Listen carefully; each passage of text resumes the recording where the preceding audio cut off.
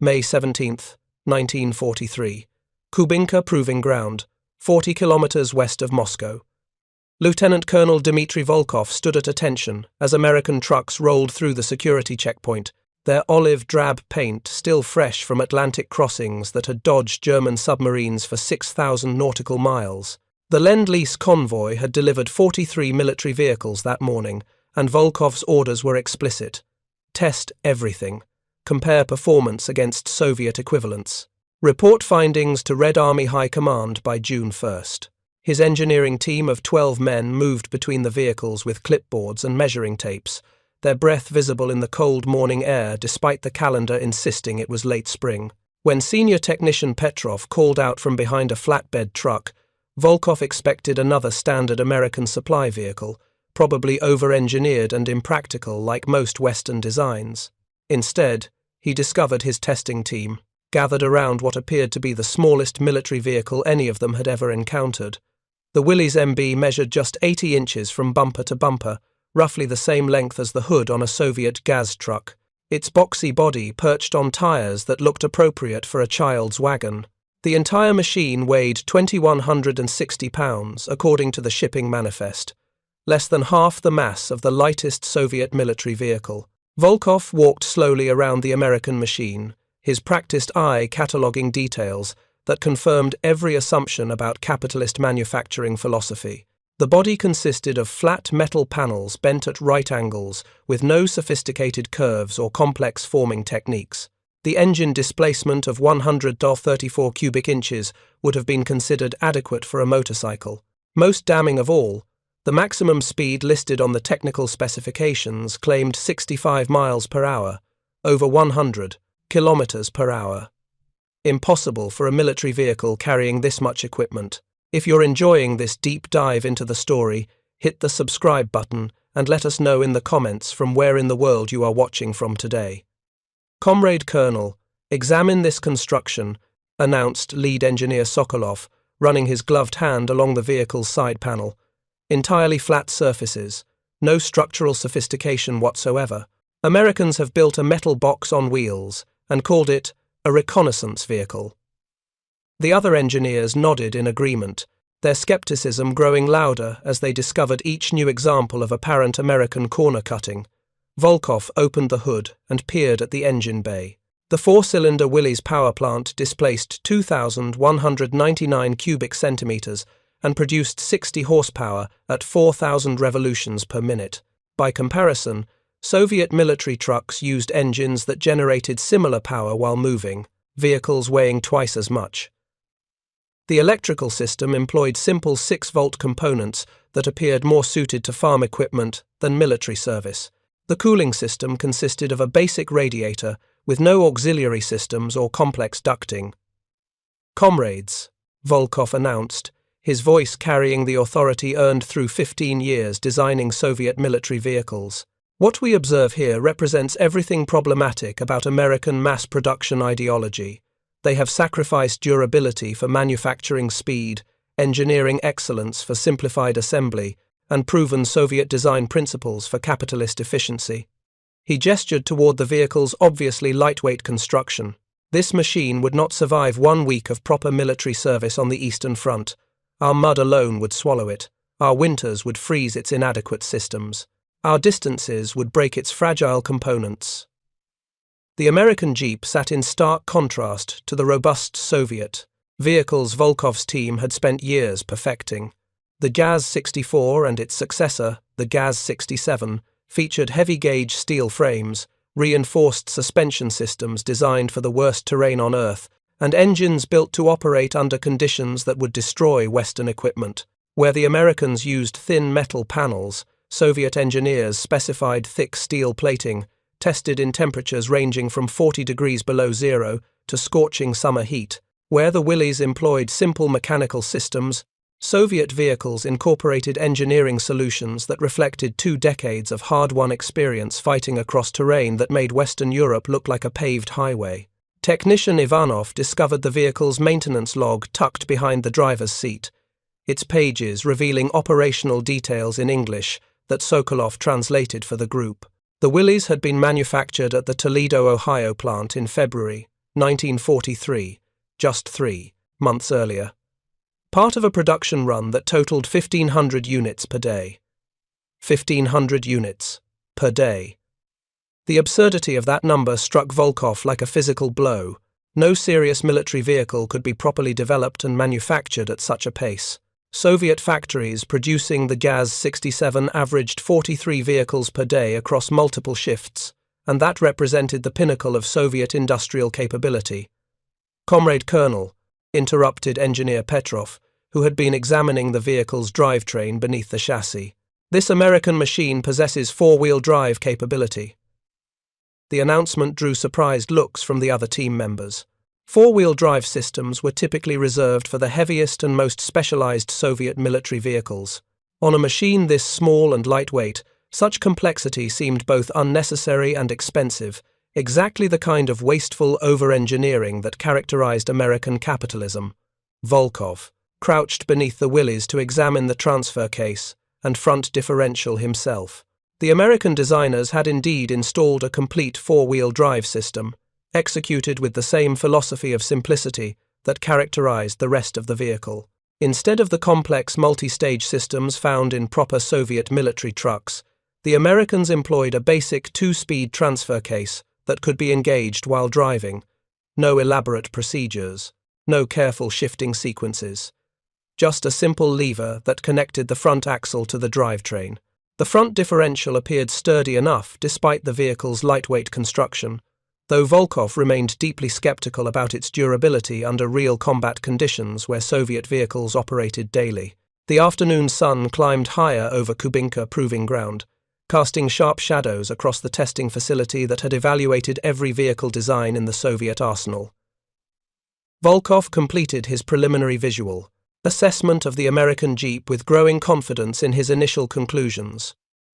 The Willys MB represented exactly what he had expected from American automotive engineering. Mass production prioritized over quality, civilian manufacturing techniques inappropriately applied to military requirements, simplicity masquerading as innovation. His preliminary report would document these obvious deficiencies for transmission to Red Army High Command. The American vehicle would serve as proof that Soviet engineering superiority, forged through struggle and sacrifice, could not be matched by capitalist assembly line methods, no matter how fast Western factories operated. The radio in the command vehicle crackled with new orders from Moscow. All Lend-Lease equipment required complete operational testing before final evaluation reports could be submitted. Volkov sighed as he realized his team would need to actually operate this American toy before they could officially declare it inadequate for serious Soviet military service. The testing would be a formality, of course. No vehicle built with such obvious compromises could possibly perform effectively under the conditions Soviet forces encountered daily on the Eastern Front. German panzers were learning that lesson. German supply trucks were learning that lesson. This tiny American machine would learn it even faster. As his engineering team prepared to conduct the mandatory operational trials, Volkov felt confident that their testing would validate Soviet engineering philosophy once and for all. The American Jeep would serve as an expensive lesson about the difference between capitalist quantity and communist quality. What none of them suspected was that their confident dismissals would evaporate within minutes of turning the ignition key.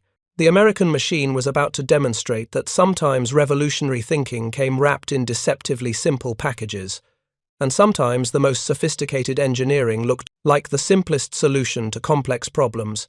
Engineer Sokolov turned the ignition key with the casual expectation of a man anticipating disappointment. The Willys engine coughed once, then settled into a steady idle that sounded surprisingly smooth for such a small power plant. Volkov climbed into the passenger seat, clipboard ready to document the inevitable mechanical failures that would vindicate his assessment of American engineering shortcuts. The first surprise came when Sokolov engaged the clutch and shifted into first gear. Instead of the grinding resistance typical of heavy Soviet military trucks, the transmission moved with an almost passenger car smoothness that caught both engineers off guard. Sokolov pressed the accelerator cautiously, expecting sluggish response from the lightweight vehicle's modest 60-horsepower engine. The Willys lurched forward with immediate responsiveness that felt nothing like a military vehicle, where Soviet trucks required careful throttle management to avoid stalling their massive engines, this American machine responded to the slightest input like a nervous racehorse, eager to run. Within 50 meters, they were traveling at a speed that would have taken standard Soviet military trucks twice the distance to achieve. Interesting acceleration characteristics, Volkov noted in his careful script, though he attributed the performance to the vehicle's obviously inadequate weight rather than any engineering superiority. Let us evaluate proper terrain challenges. Sokolov steered toward rougher ground beyond the Proving Ground's perimeter, where recent spring rains had created the kind of muddy, uneven conditions that routinely challenged Soviet military vehicles. The Willys' small tires looked completely inadequate for serious off-road work, confirming Volkov's expectations about American engineering priorities focused on paved Western roads rather than Russian reality. The first real test came at a modest incline, where recent rains had washed away topsoil, leaving exposed rocks and deep ruts carved by previous vehicle traffic. Volkov had seen Soviet trucks struggle with similar terrain, requiring careful line selection and often multiple attempts to maintain traction on loose surfaces. He expected the lightweight American vehicle to slip helplessly like a child's sled on ice. Sokolov shifted into the Willys' four-wheel drive system with a simple lever movement that engaged instantly without drama or delay. No complex procedures, no mechanical hesitation. The vehicle attacked the slope with a confidence that seemed impossible given its diminutive size. Instead of spinning wheels and sliding backwards down the incline, the Willys climbed steadily upward. Its four-wheel drive system distributed power with mechanical precision that kept all tires gripping effectively against loose soil and exposed rock. The traction management appeared more sophisticated than expected, and they crested the hill without any of the drama Volkov had confidently predicted. The traction system demonstrates adequate engineering, Volkov admitted grudgingly as they reached level ground, but he remained convinced that steeper challenges would expose the vehicle's fundamental limitations. Soviet vehicles were built for the worst terrain on Earth. This American toy would break when faced with real obstacles. The second test proved even more revealing. A section of terrain torn up by recent tank exercises had created a series of deep ruts separated by loose dirt mounds, the kind of obstacle course that typically required careful navigation even in heavy Soviet trucks. Volkov expected the Willys' short wheelbase and lightweight construction to make it unstable and prone to getting stuck in the maze of obstacles. Instead, the vehicle's compact dimensions became an unexpected advantage. Where longer Soviet trucks would have been forced to straddle ruts awkwardly or risk high centering on the mounds, the Willys threaded between obstacles with surprising agility. Its short 80-inch wheelbase allowed turns that seemed impossible for a four-wheel drive vehicle. The low weight meant it rode over soft ground that would have trapped heavier machines, almost floating across surfaces that should have stopped it cold. Each maneuver contradicted Volkov's understanding of proper military vehicle design, yet the American machine kept performing impossible tasks with frustrating consistency. The most dramatic revelation came at a muddy section where previous vehicles had turned solid ground into a soup of water and clay. Volkov had seen Soviet trucks become completely immobilized in similar conditions, requiring hours of digging and often additional vehicles for extraction. He confidently predicted that the Willys' small tires and light construction would leave them hopelessly mired within seconds. Sokolov approached the mud at moderate speed. For a moment, Volkov's prediction appeared correct. The Willys' front wheels began to slip as they encountered the deepest section, where standing water mixed with clay to create a nearly liquid surface. But instead of sinking deeper with each wheel rotation like Soviet trucks did, something different happened. The four-wheel drive system's mechanical simplicity proved its worth in ways complex Soviet engineering couldn't match. Power transferred seamlessly to whichever wheels maintained traction. The lightweight construction meant the vehicle wasn't driving itself deeper into the mire with each rotation. Within seconds, they had passed through terrain that would have stopped a conventional Soviet military truck for hours. Volkov stared at his clipboard, trying to reconcile what he had just witnessed with everything he thought he knew about proper military vehicle design.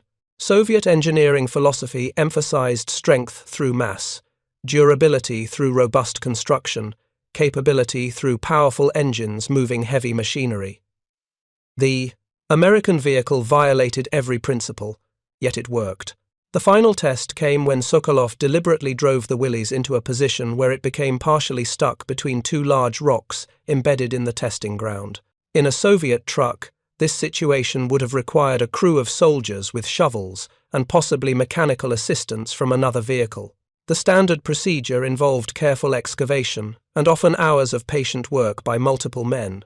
Instead, Volkov discovered something that challenged his fundamental assumptions about military vehicle design.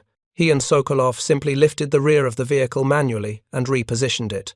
The Willys' 2,160-pound weight meant that two men could accomplish what typically required mechanical winches or additional vehicles. This capability transformed every potential stuck situation from a major operational delay, requiring engineering support, into a minor inconvenience that any two soldiers could resolve in seconds. The implications for battlefield mobility were staggering. As they drove back toward the command vehicle, Volkov found himself calculating numbers that challenged assumptions he'd held for 15 years. The Willys' ground clearance measured 8¼ inches, compared to 6 inches on standard Soviet trucks. Its turning radius of 17½ feet was dramatically tighter than the 28-foot radius required by Soviet equivalents. Most significantly, its weight-to-power ratio of roughly 36 pounds per horsepower compared favorably to the 70+ pounds per horsepower typical of Soviet military vehicles. Every calculation revealed American engineering achieving superior results through methods Soviet doctrine said were impossible. Sokolov brought the Jeep to a stop beside the command vehicle and shut off the engine. The silence that followed carried a weight that both engineers felt, but neither immediately acknowledged. Everything they had just experienced contradicted the confident assessment they had made just 40 minutes earlier when they'd laughed at the tiny American machine. Volkov reached for the radio with the reluctance of a man about to admit a fundamental miscalculation to his superiors. His career had been built on Soviet engineering excellence. His reputation rested on understanding vehicle capabilities better than any officer in the Red Army. And he was about to report that a capitalist assembly line product had just outperformed Soviet designs in nearly every measurable category. The words he spoke into the radio would mark the beginning of a revolution in Soviet automotive thinking that would echo for decades after the war ended. They would lead directly to accelerated development of the GAZ-67, influence every military vehicle design in the Soviet arsenal, and force an entire generation of engineers to reconsider assumptions about what made vehicles effective in combat. "Comrade General," Volkov said slowly, choosing each word with the precision of a man reporting unexpected contact with the enemy. "We need to discuss the American vehicle. The Willys MB performs exceptionally well. Better than expected. Better than our current designs in several critical categories." Silence crackled across the radio connection. Then, "Repeat that last statement, Comrade Colonel." Volkov took a deep breath. "The American Jeep works? Comrade General, it works better than anything we currently field in its weight class, and we need to understand why." The systematic disassembly of the Willys MB began at dawn the following morning in a requisitioned hangar at Kubinka Proving Ground. Volkov had assembled his most experienced engineers and obtained precision measuring instruments from the facility's technical workshops.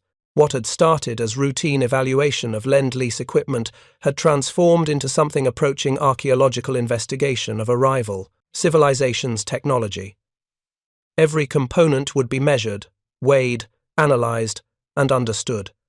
Every design decision would be documented and evaluated against Soviet engineering principles. The American vehicle had performed impossibly well during field testing. Now Volkov needed to understand the mechanical philosophy that made such performance possible. Engineer Petrov began with the body panels, using calipers to measure metal thickness at dozens of points across the vehicle's surface. The results challenged fundamental assumptions about military vehicle construction that Soviet engineers had held since the 1920s. Where Soviet trucks employed heavy-gauge steel, ranging from 3 to 5 millimeters thick, the American panels measured consistently at just 1.6 millimeters. Yet somehow this thinner material had been formed and welded into structures that appeared adequately rigid for military service. The construction philosophy represented a complete inversion of Soviet doctrine. The Americans are not using material thickness for strength, Petrov reported as he examined door hinges and latches with growing fascination. They have achieved structural integrity through geometric design. The material's shape provides stiffness rather than its mass. The American engineers had created reinforcement through strategic bends and folds in the thin metal, using the material's geometry rather than its thickness to provide the necessary rigidity for military service. Each panel had been designed with precision to serve multiple structural functions simultaneously, eliminating redundant material while maintaining strength. The folding windshield mechanism proved particularly revelatory to the Soviet engineering team. Soviet military vehicles featured heavy glass windshields mounted in substantial steel frames, practical for protection, but impossible to modify for different operational requirements. The design had remained essentially unchanged since the 1930s. The Willys' windshield could be folded flat against the hood in less than 30 seconds, reducing the vehicle's height from 68 inches to just 50 inches for shipping or tactical purposes. Senior technician Ivanov calculated the implications with growing amazement as he worked through the mathematics on his notepad. A folded windshield reduces shipping height by 18 inches, he announced to the assembled team.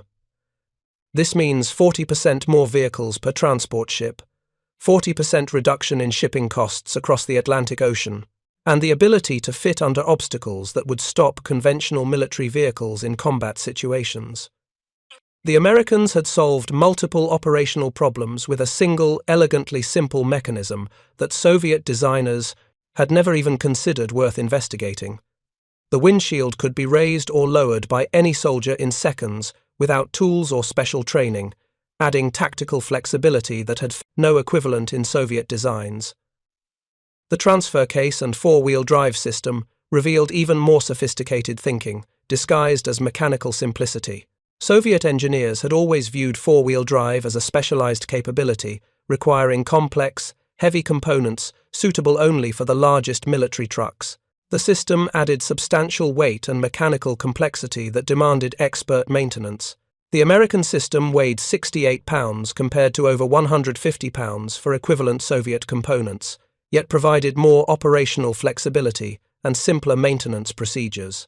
Chief Mechanic Fedorov spent the entire morning tracing every gear, tooth and bearing surface, documenting a design philosophy that contradicted everything Soviet engineering schools taught.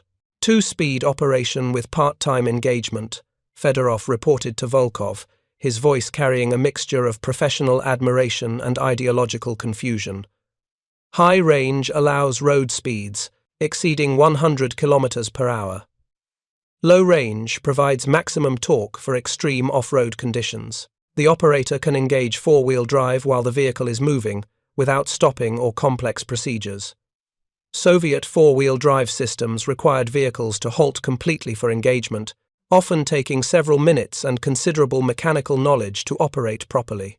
The American system could be activated instantly while moving at speed, providing tactical advantages that Soviet designs simply couldn't match. Intelligence reports arriving from Moscow added industrial context that made the technical discoveries even more disturbing to Soviet engineering assumptions. Major Kirillov had compiled American production data from various sources, including German intelligence reports and information provided by Soviet agents in the United States. The numbers documented industrial capabilities that seemed impossible, even accounting for American economic advantages. Willys Overland alone had produced 363,000 MB Jeeps by the end of 1942. Ford Motor Company had manufactured an additional 280,000 virtually identical GPW variants. The total American production exceeded 640,000 vehicles of this single design, more military vehicles than the entire Soviet Union had produced across all categories since 1935. And American factories were still accelerating production, building over 1,500 Jeeps per day across multiple plants operating around the clock. The production numbers represent a fundamental shift in warfare philosophy, Volkov wrote in his expanding analysis report. Americans are not building vehicles in the traditional sense. They are manufacturing mechanical capability at industrial scale, previously considered impossible. The implications extended far beyond simple transportation. Each Jeep represented tactical mobility, communication, capability, supply distribution, and battlefield flexibility multiplied by hundreds of thousands. The Americans were creating a mobile army that could respond to German Blitzkrieg tactics with even greater speed and operational range. If you find this story engaging, please take a moment to subscribe and enable notifications. It helps us continue producing in-depth content like this. The parts count analysis delivered the most shocking revelation of the entire disassembly process. Engineer Sokolov had methodically catalogued every component in the Willys, comparing the total against similar inventories from Soviet military vehicles, including the GAZ-64 and GAZ-67 designs. The American vehicle contained 90% fewer individual parts than equivalent Soviet machines. Where Soviet trucks required complex assemblies with multiple subcomponents, intricate fastening systems, and redundant backup mechanisms, the Americans had designed single pieces that performed multiple functions simultaneously. The electrical system exemplified this philosophy with brutal efficiency. Soviet military vehicles employed separate switches, relays, and junction boxes for different electrical functions, requiring extensive wiring harnesses and multiple connection points where failures could occur during combat operations. Each connection represented a potential maintenance problem. The Willys' electrical system integrated multiple functions into single components using standardized connections that could be serviced by any mechanic with basic training and minimal tools. The simplicity wasn't a shortcut or compromise. It was sophisticated engineering that had eliminated complexity without sacrificing capability. They have removed every unnecessary component, Sokolov concluded as he reviewed the accumulated data spread across his workbench. Every design decision prioritizes manufacturing efficiency and field maintenance over engineering sophistication or traditional craftsmanship. This represented a complete philosophical reversal from Soviet practice, where engineering excellence was demonstrated through mechanical complexity and precision manufacturing that required skilled craftsmen. Soviet vehicles were built by workers who understood every intricate system. American vehicles were designed so that any soldier could maintain them. The body construction revealed the deepest level of American manufacturing innovation. Soviet vehicle bodies required skilled craftsmen to form complex curved panels using traditional metalwork techniques that had changed little since the 1920s.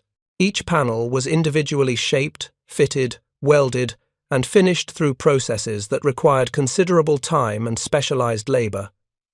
Master craftsmen spent years learning these skills. Production rates were limited by the availability of skilled workers who could execute traditional techniques with the precision required for military service. The Willys' body consisted entirely of flat panels bent at right angles with no complex curves or specialized forming requirements.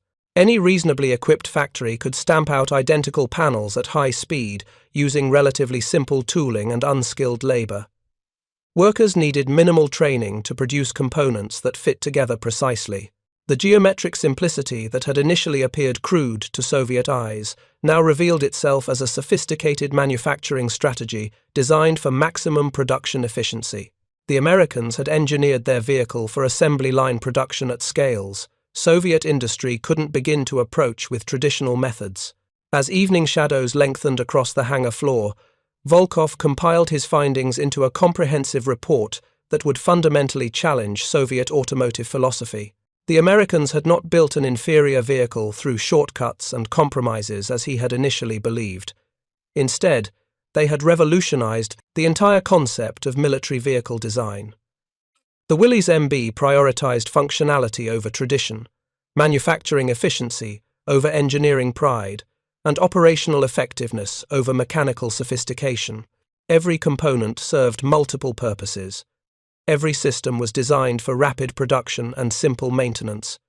Every design decision reflected a philosophy that Soviet engineers had never seriously considered.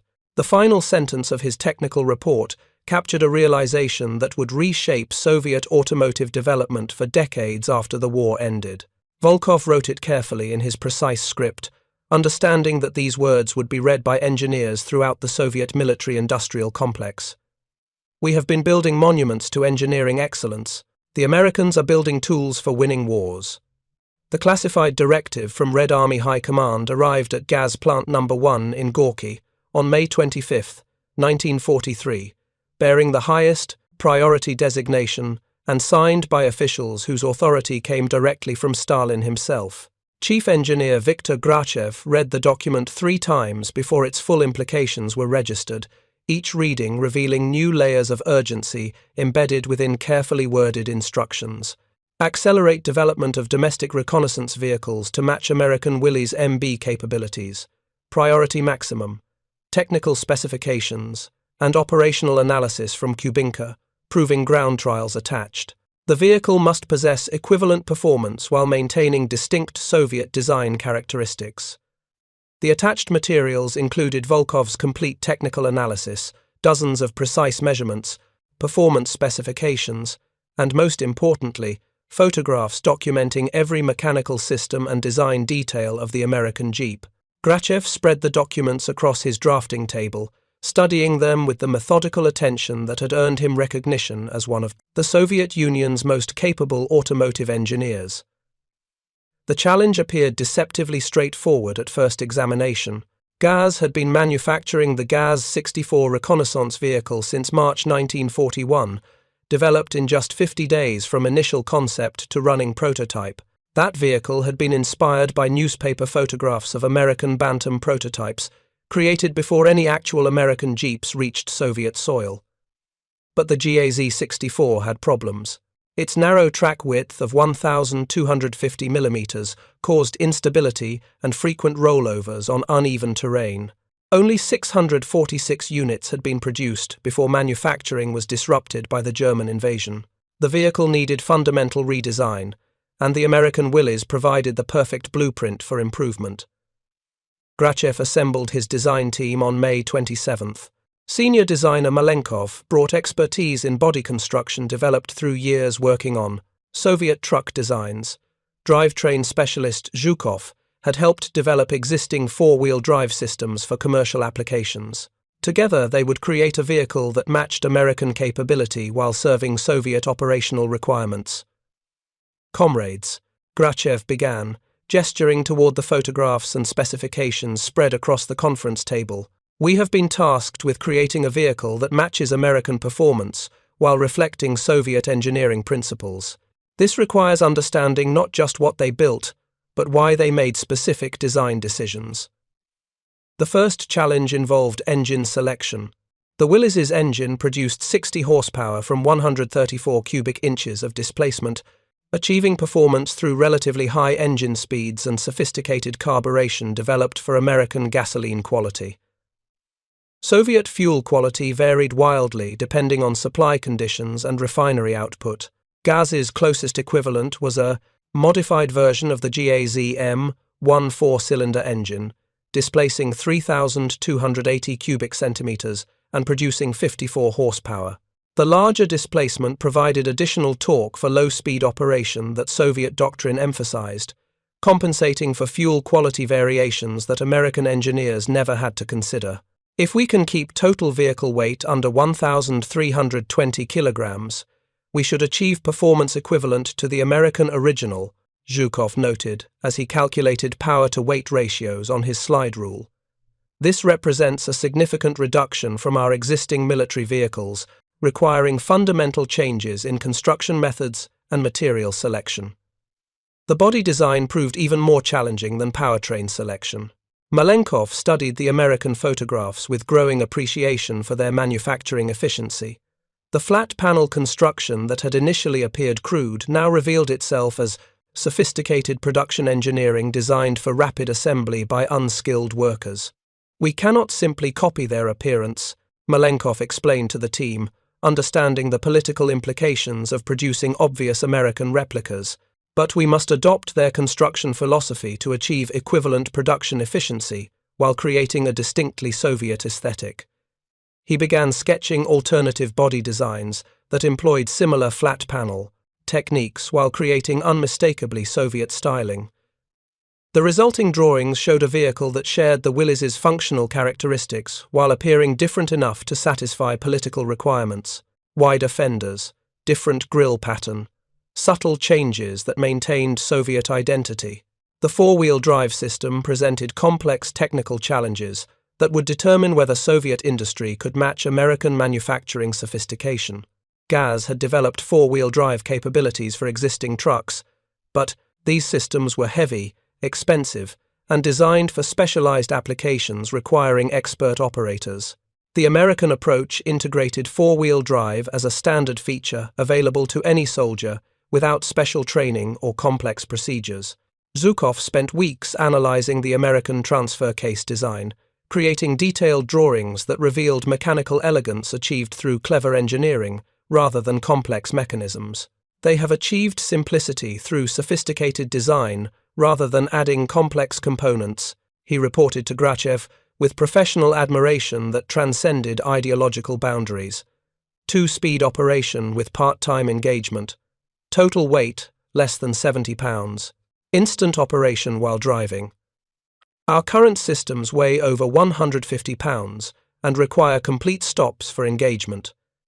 By July 15, 1943, the GAZ team had completed preliminary designs for what they designated the GAZ 67 prototype. The vehicle would measure slightly larger than the original Willys to accommodate the bigger Soviet engine while maintaining similar performance characteristics. Total weight was projected at 1,320 kilograms, just 68 kilograms heavier than the American original, despite the larger power plant. Construction of the first prototype began in early August, with Grachev personally supervising critical assembly operations. The body panels were formed from Soviet steel, using newly created tooling that replicated American flat panel techniques, while incorporating subtle styling changes that created a distinctly Soviet appearance. Political officers could claim it was an original Soviet design. Engineers knew better.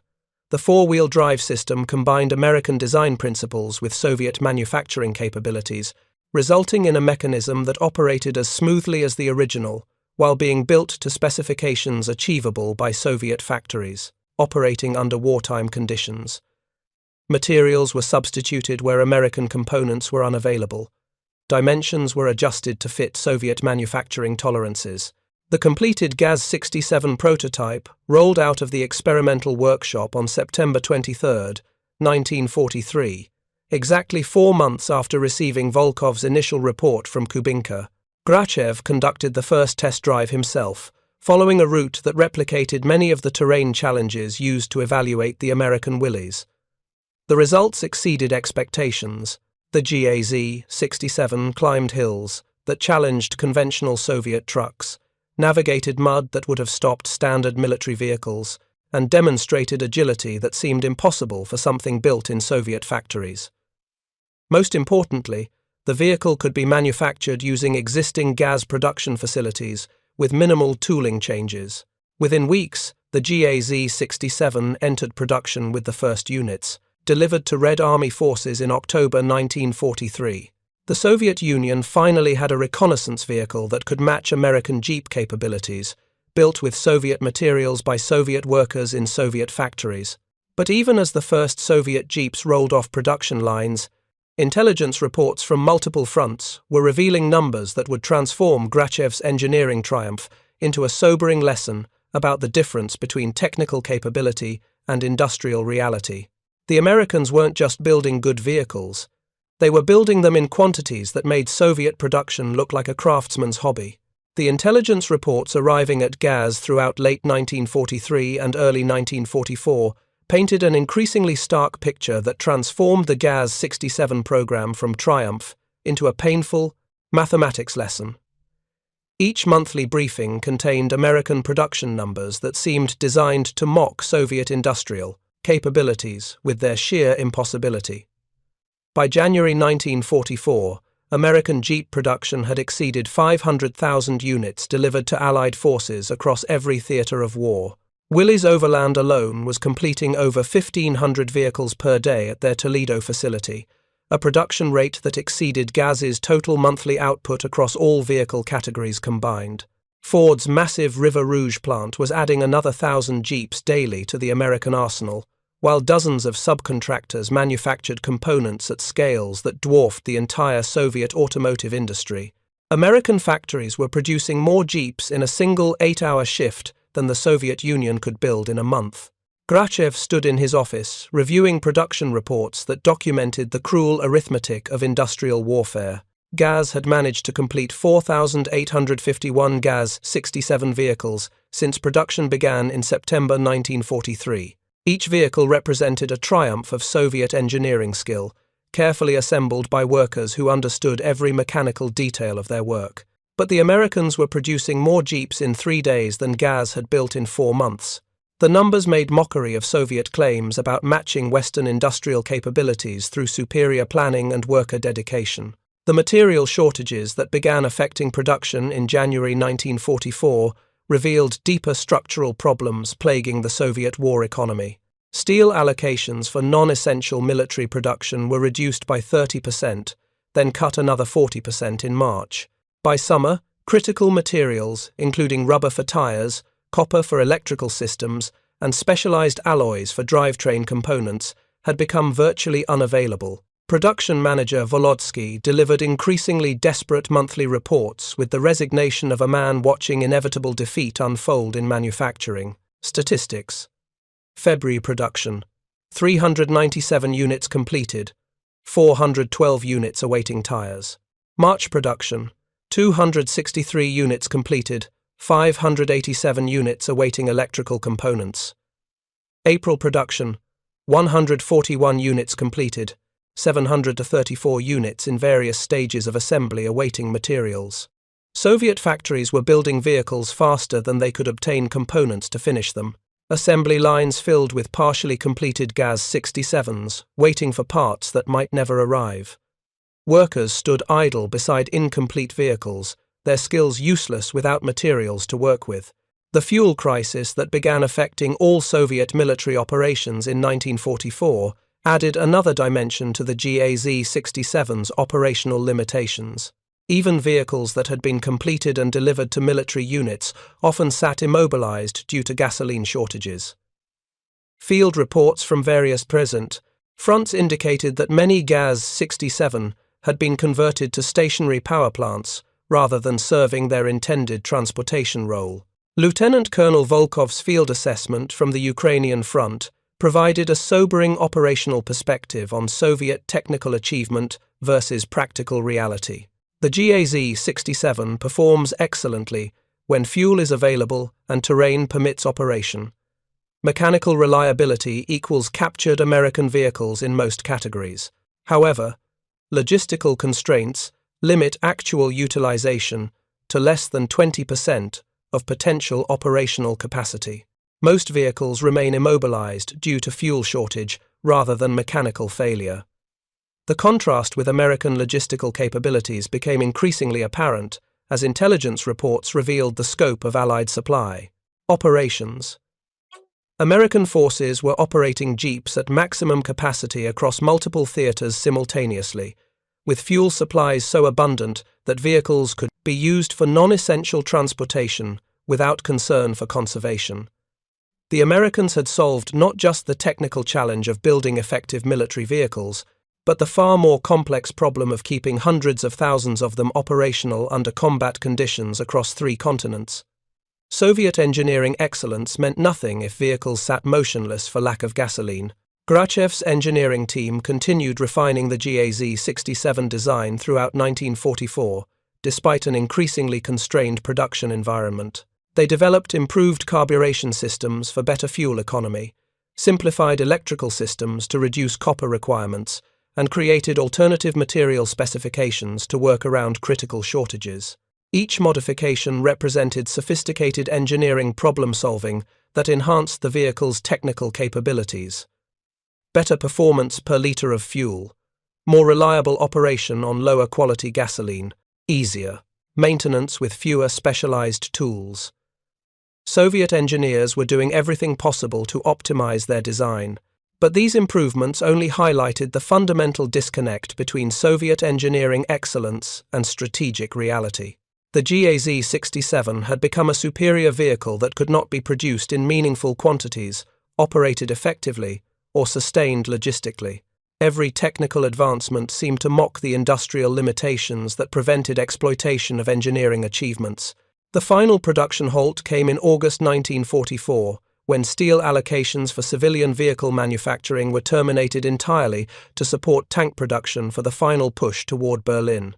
The last GAZ-67 rolled off the assembly line on August 27, bringing total production to 4,851 units. Fewer vehicles than American factories produced in 72 hours of normal operation.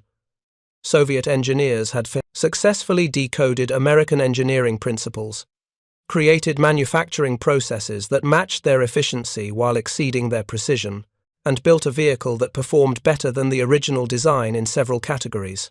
What they could not replicate was the industrial ecosystem that allowed Americans to produce 643,000 Jeeps by war's end. Technical superiority rendered irrelevant by mathematical impossibility. Engineering excellence defeated by industrial capacity. Colonel Volkov, who had initiated the entire program with his analysis of the American Willys at Kubinka, visited GAZ Plant No. 1 in September 1944 to inspect the shuttered production line. He walked through empty assembly bays where sophisticated tooling sat idle, examining precision manufacturing equipment designed to replicate American mass production techniques at Soviet quality standards. "We successfully decoded their engineering principles," Volkov observed as he studied technical drawings covering Grakhev's office walls. "We created manufacturing processes that matched their efficiency while maintaining our precision standards. We built a vehicle that performed as well as their original design in most categories, and better in several specific applications." He paused, gesturing toward the window that overlooked the silent production floor, where no workers assembled vehicles, where no materials arrived, where the machinery of the Soviet automotive industry sat frozen like a photograph. What we could not replicate was their industrial capacity, their factories, their supply chains, their logistical systems.